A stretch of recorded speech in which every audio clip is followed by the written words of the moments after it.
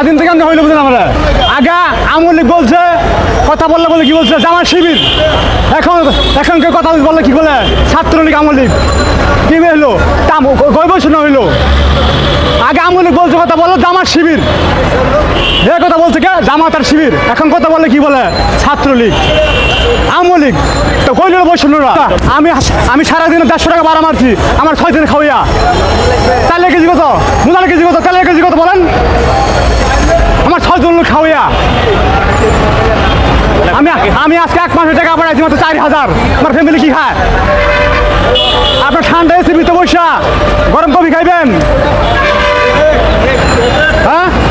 আর আমরা রোজ হুগাই বৃষ্টিতে ভিজি মানে এখন আগে থেকে অনেক করুণ অবস্থা আছে আমি গতকাল 120 টাকা ভাড়া মারছি এক দুপুরে আমার বাদ বিদুল আজ দুপুরে 170 টাকা গাড়ি জমা 150 টাকা সর্ব নাস্তা কত এক কাপ চা খাওয়ালে 15 টাকা দা এটা পানার দাম 8-10 টাকা ওই বৈষণ্য আমরা বুঝানো আমারে আপনার রিক্সাওয়ালা ভ্যান গাড়িওয়ালা মুসিকর কামারগণ সবাই ছাত্রকে পক্ষে ছিলাম কোটা আন্দোলনের পক্ষে ছিলাম আমাদের নিরাপত্তা কোথায় বলেন আপনি আজকে যদি বুঝতাম চালে কিছু 20 টাকা হয়েছে মূলা কি 10 টাকা হয়েছে আলু কিছু 12 টাকা হয়েছে তা বুঝতাম ঠিক আছে বৈষণ্য ঠিক আছে এখন মনে হচ্ছে যে আপনার কাছে যে আন্দোলন অবশ্যই হ্যাঁ আমি ভুল কিছু জানি না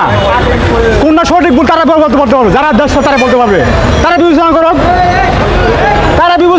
ঠিক ভুল কোনটা ভুল কোনো ভালো উচিত সিন্ডিকেট ভাঙতে হবে দুর্নীতি মুক্ত করতে হবে জান দিল মান দিল ইজ্জত দিল ওই দিন দেখলাম একটা নিউজে দেখলাম ওই ছাত্রীকে ধরে একটা দর্শন করতেছে ধরতেছে কিছু বাজার ভুলা হয় না কেন তো করে হলো বৈশাখ আন্দোলন করে হলো বৈশাখ